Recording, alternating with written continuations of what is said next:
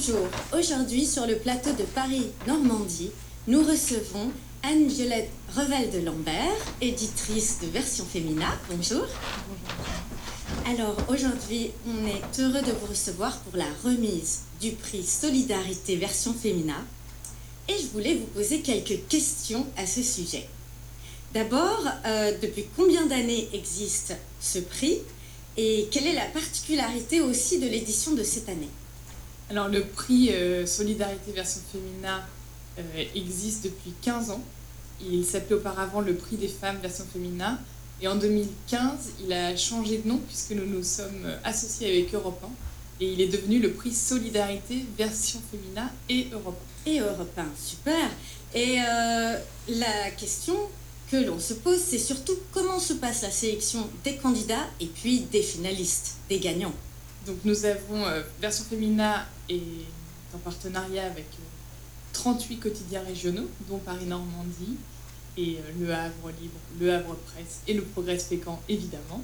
Et donc chaque quotidien nous propose une sélection d'associations qui œuvrent dans leur région pour des causes très diverses. Ce ne sont que des femmes ou des associations formidables, mais ça c'est le dénominateur commun, mais qui œuvrent sur des thèmes tels que l'illettrisme, l'environnement, l'insertion professionnelle, l'accueil des familles et des enfants à l'hôpital, l'autisme, voilà, c'est une très vaste, très variée, la santé, exactement. Le handicap, absolument, la lutte contre la pauvreté. Enfin, j'ai vu que c'était vraiment. Voilà, il y a des associations vraiment qui maillent le territoire et qui remontent donc auprès de Version Fémina grâce au concours des quotidiens régionaux. Ensuite, ce sont les internautes qui votent par région pour choisir les finalistes. Et ensuite, nous réunissons les finalistes à Paris avec le jury pour que chaque association ait l'occasion d'expliquer sa démarche, son histoire et les perspectives pour l'association. Et le jury remet 3 prix, 3 premiers prix, on va dire, et ainsi que, évidemment, tous les finalistes sont mis à l'honneur et c'est ce qui nous réunit aujourd'hui. Voilà, car aujourd'hui, vous avez remis un prix de 1 000 €, voilà, à Vie et Espoir, une association formidable. Bon, je vais laisser Christine Pérignon en parler bien mieux que moi, mais qui fait des actions absolument fantastiques au CHU de Rouen auprès des enfants et des familles du service de cancérologie. Merci beaucoup. Et donc, nous recevons également sur le plateau Christine Pérignon, bonjour. Bonjour. La présidente de l'association Vie et Espoir qui est venue représenter son association pour son action et on va en savoir un peu plus. Donc vous avez reçu l'un des prix Solidarité Version Fémina pour l'action remarquable menée par votre association, mais vous en parlerez mieux que moi. Donc est-ce que vous pouvez déjà nous dire un peu quelles sont vos principales missions? Tout à fait. Alors, Vie et Espoir œuvre depuis plus de 30 ans pour améliorer les conditions d'hospitalisation de ces petits bouts de chou atteints de leucémie ou de toute autre tumeur cancéreuse. Donc, nous avons 3 missions. La première, c'est améliorer au quotidien le sort des enfants hospitalisés par la présence donc, de visiteuses qui sont là pour animer un petit peu tous les après-midi, pour leur couper leur quotidien et pour un autre univers que les soins hospitaliers. Nous essayons aussi de leur offrir des sorties récréatives d'une journée. On fait aussi des sorties récréatives d'une semaine, puisque là, dernièrement, nous revenons d'un très beau séjour à Valfoncine dans le Jura, où les enfants peuvent faire une magnifique promenade en chien de traîneau. Nous faisons aussi un autre séjour multi-activités sportives pour ces enfants.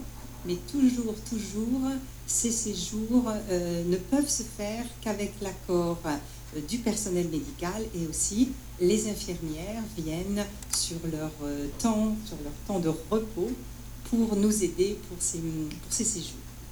L'autre mission, c'est envers les parents. Nous nous apportons une aide financière pour les parents. Ça leur permet de venir voir leur petit bout de chou tous les jours. On leur offre aussi une aide pour les parkings. On intervient aussi pour faire partir une dizaine de familles en ressourcement famille, des familles qui ont été durement éprouvées par la maladie, où la vie des mamans, des papas est vraiment rythmée par les allers-retours au CHU. La cellule familiale est quand même un petit peu ébranlée et donc nous, on leur offre des séjours en ressourcement famille. Nous apportons aussi un soutien scolaire pour les enfants qui retournent à domicile. Nous apportons aussi, nous permettons aux familles de rester près de leurs enfants et nous les hébergeons à la source.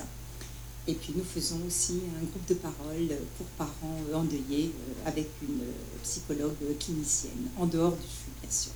Oui, c'est tout un accompagnement autour des familles et des enfants pour apporter de l'humanité à ces familles. Et on a aussi une troisième mission, oui, très très importante, une mission, la recherche. Nous aidons la recherche, nous attribuons une bourse qui est pour le laboratoire du professeur Vanier.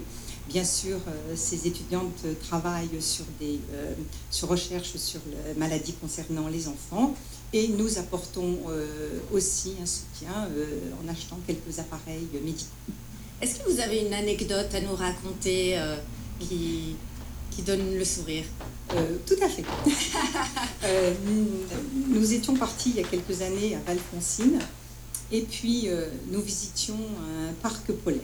Et là, il y a un enfant qui caressait un chien, puis tout d'un coup, en caressant le chien, il dit « Tiens, mais toi, t'es comme moi, t'as eu un coup de chimio, tu perds tes poils. » Donc voilà, une façon de détourner, voilà. Oui. Et ma dernière question est à propos de ce prix. Qu'allez-vous en faire de cette modeste somme d'argent, mais qui est remis pour votre action? Alors, nous allons donner cette somme pour l'hospitalisation de jour et pour l'aménagement faire vraiment apporter un projet culturel à l'hôpital, ce projet culturel qui sera élaboré par monsieur Denis Lucas, l'attaché culturel du CHU. Voilà.